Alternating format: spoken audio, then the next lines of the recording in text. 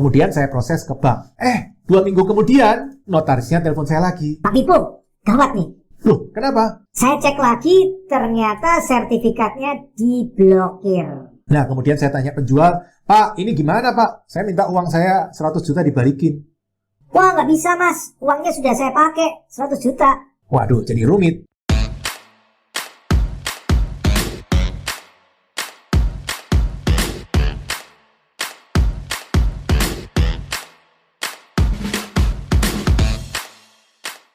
Halo teman-teman, ketemu lagi di channel YouTube Pipo Hargianto. Hari ini kita ngobrol-ngobrol tentang penjual tanah yang unik. Ternyata dalam perjalanan saya sejak 2008 sampai hari ini, invest properti, banyak juga ketemu penjual-penjual yang kadang kita nggak kepikir, kok bisa gitu ya? Nah, saya akan sharing cerita-cerita pengalaman. Yang baru pertama kali join, perkenalkan nama saya Pipo, saya investor properti. Properti-properti yang saya sukai adalah properti-properti yang menghasilkan passive income. Apa itu passive income? Ya, properti-properti yang menghasilkan income tanpa kita perlu bekerja. Contoh, disewakan. Nah, ketika disewakan kan kita nggak kerja, tapi propertinya tetap menghasilkan uang sewa bagi kita. Itu salah satu contoh. Selain itu, bisa juga ada bisnis bagi hasil di atasnya. Jadi orang lain bisnis di situ, kita bagi hasil. Atau bisa juga ada bisnis yang ada operatornya di atas properti tersebut. Atau bisa juga ada bisnis yang sudah tersistematis dengan baik sehingga bisa jalan tanpa setiap hari harus kita ke sana. Contohnya minimarket waralaba atau toko ban motor franchise. Nah teman-teman, hari ini kita akan ngobrol, kita gosipin ya penjual-penjual tanah. Ternyata penjual-penjual tanah itu unik-unik juga. Contoh pertama adalah 2013. Saya dapat informasi ada properti dijual di Jawa bagian tengah. Kemudian saya datengin, saya cek di sekitar situ, oh pasaran 500.000 per meter. Orangnya jual 2.000 meter. Oh, tapi kan terlalu luas. Minimarket kan paling cukup 250-300 meter sudah cukup. Sehingga saya telepon penjualnya, Pak, saya nggak beli 2.000 Pak, saya cuma butuh 300 meter. Oh ya nggak apa-apa Pak, 300 meter juga boleh. Saya tanya, harganya berapa Pak 300 meter? 250 juta. Saya bilang, mahal dong Pak. Kan pasaran di sini baru 500.000 per meter. Jadi kalau 300 meter ya mestinya 150 juta. Terus dia jawab, Ya, saya harganya segitu, mas. Panggilnya Mas dia ke saya. Saya butuhnya uang 250. Jadi mas mau beli 300 meter, tetap 250. 400 meter juga tetap 250. 500 meter juga tetap 250. Nah, ada penjual yang seperti itu teman-teman. Ya, udah berarti kita nggak bisa nego harga, bisanya nego luas. Ya, saya minta ke beliau, ya sudah Pak, 250 juta, tapi saya nego luasnya ya Pak ya.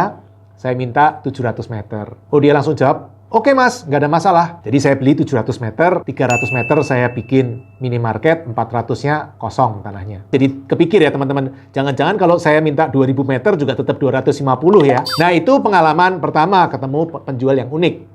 Penjual unik yang kedua saya ketemu di Jawa bagian Barat. Tahun 2012 saya dapat tawaran, ada tanah dijual 1 miliar. Kemudian saya datangin hari Sabtu, saya masih ingat tuh sama anak istri ikut.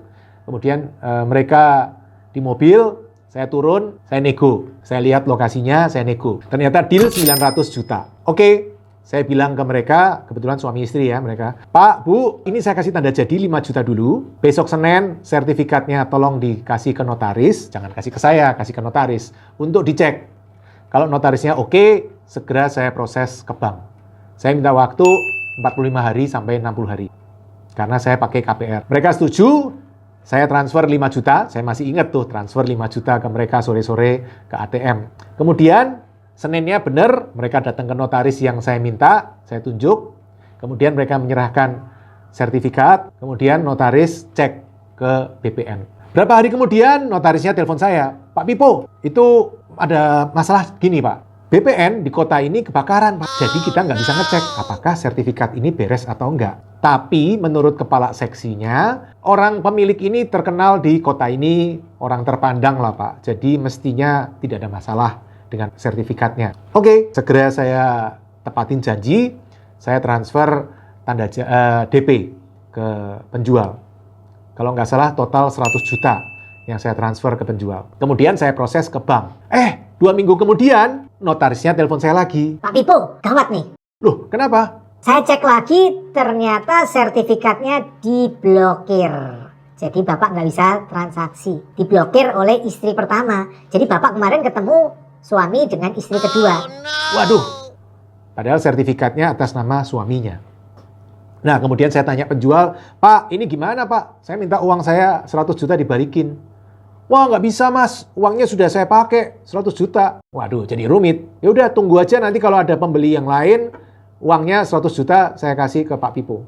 Nah, itu saya bolak-balik nagihin uang itu sampai kira-kira setahun. Setahun kemudian baru ada orang yang mau beli properti tersebut, kasih tanda jadi, dibalikin ke saya tidak 100, tidak full, tapi cuma 70 juta. Jadi saya hilang 30 juta untuk belajar bahwa sertifikat itu bisa diblokir. Dan kalau diblokir nggak bisa transaksi, teman-teman. Pelajaran yang mahal. Mudah-mudahan bermanfaat untuk teman-teman ketika investasi properti. Nah, penjual ketiga yang unik, teman-teman. Jadi saya sering ketemu penjual yang unik-unik dan memang setiap properti punya cerita sendiri-sendiri. Yang ketiga ini di sebelah barat Jakarta juga. Tahun 2011 atau 2012 ya, saya lupa, sekitar itu.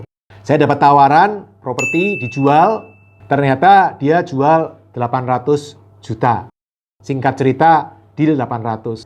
Terus saya bayar, selesai, KPR, selesai. Setelah saya survei, kemudian saya oke, ajuin KPR, oke, dibayar. Singkat cerita seperti itu, teman-teman. Tentu kalau mau diceritain bisa 3 hari 3 malam, tapi singkat cerita seperti itu. Nah, setelah saya bayar, teman-teman, 2 minggu kemudian, yang bersangkutan penjualnya telepon saya lagi. Pak Pipo, yang kemarin saya jual itu kan tanah, sudah saya tunjukin. Nah, tapi bahu jalan itu masih punya saya. Dan itu belum saya jual ke Pak Pipo. Kaget saya. Ada orang jual, ternyata cuma jual tanahnya, tapi bahu jalan katanya masih punya dia. Padahal kita semua tahu, bahu jalan itu punya pemerintah. Bukan punya perorangan. Tapi dia ngotot punya dia. Terus dia ngomong, saya mau buka kios bensin di depan tanahnya Pak Pipo. Padahal ini sudah dibangun minimarket. Dia mau jual bensin di depan minimarket. Wah, itu cukup rumit, teman-teman. Tentu akhirnya masalah bisa diselesaikan dengan baik. Tapi teman-teman, pengalaman saya lain kali hati-hati. Kalau ketemu penjual yang seperti ini, hati-hati. Sebaiknya pastikan bahwa tanah di depan itu punya negara loh ya. Jangan diakuin, nanti tahu-tahu ngomong, punya saya nih tanahnya, saya mau jual mie. Saya mau jual bensin di depan tokonya Bapak. Kan repot. Masa ada toko di depannya, ada orang jual bensin gitu kan, tokonya kita ketutupan. Ya, penjual unik-unik teman-teman, pengalaman unik-unik, setiap properti punya cerita, setiap penjual punya cerita. Nah, itu menariknya investasi properti. Kapan-kapan lagi ya, nanti saya cerita pengalaman saya bertemu penjual yang unik, atau kondisi tanah yang unik, atau toko naik turunnya toko-toko, kapan-kapan kita cerita-cerita lagi. Sampai ketemu di video selanjutnya, salam Passive Income Property. Terima kasih telah mengikuti video hingga selesai. Untuk yang belum subscribe, ayo subscribe channel Pipo Hargianto dan klik lonceng notifikasi untuk mengikuti video-video selanjutnya. Teman-teman juga bisa mengikuti seminar-seminar gratis yang saya bagikan. Silakan daftar melalui nomor berikut.